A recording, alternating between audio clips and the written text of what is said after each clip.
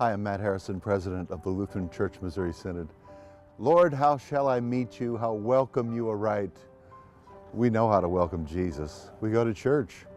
We hear the word on Christmas. We receive him in the sacraments, and we celebrate his birth. We repent and rejoice in forgiveness. But for many families, there's another welcoming that is joyful, yet fraught with tension sometimes. Relatives come to celebrate, and our children come home. If you're like my wife and me, you are looking forward to homecomings. This is the time to gather together with families. And while that is joyful, you may be wondering and even praying, Lord, how shall I greet them? Many of our own family members and even children are counted among those who have left the church or describe themselves as nuns, those who don't identify with any religion. In fact, when we get together with families on Christmas, we usually find people who are not going to church. So what do we do? As I think about this generation of young people, there are many wonderful things about them.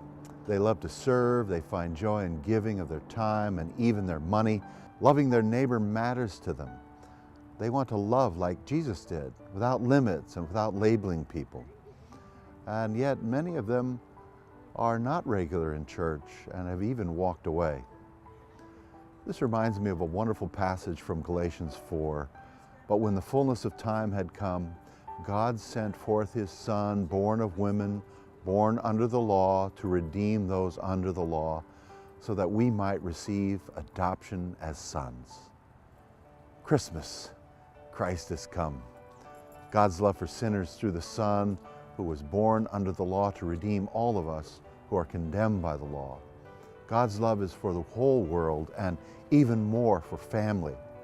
The Gentiles, the Jews, those who are far, those who are near, those who are faithful, and those who have neglected the Word and Sacraments. Behold, your Savior comes. We rejoice that the light of the world has come into our darkness, and we entrust to Jesus our family, our friends, and all who consume our thoughts in this season. His love is for the world and for each one of our loved ones.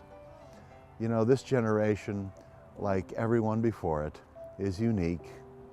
There are many challenges we older folks notice, just like our parents when we were the young ones. There are also wonderful things about the young people that I couldn't fathom years ago. In all of this, we know that God holds all in his hands.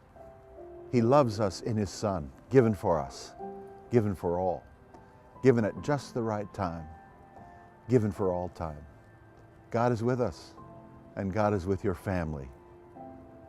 You know, one thing I might suggest in this season as you greet family members who are not active in church, remember what Paul says in 1 Thessalonians 5. Rejoice in all things. Rejoice. The Lord has blessed you with the knowledge of his free salvation, and that rejoicing is infectious. Number 2, give thanks. You are blessed. You're blessed to have the opportunity to have loved ones to love and care for, and you're blessed to have them with you this season. And also, pray. Never stop praying for them. Remember, all of them are in the Lord's hands, whether they're young people or people older or everybody in between. Pray. The Lord hears your prayer and promises to answer your prayers. It's so important in this season also to forgive and be forgiven. Be prepared to bury the hatchet, to forgive, to say, I'm sorry I caused you trouble or hurt you years ago, and be forgiven. That is the best way to celebrate Christmas. May his peace reign over your celebration as you gather with loved ones around his Word and Sacrament this Christmas time. And I'll be praying for you and all of your relatives. God bless.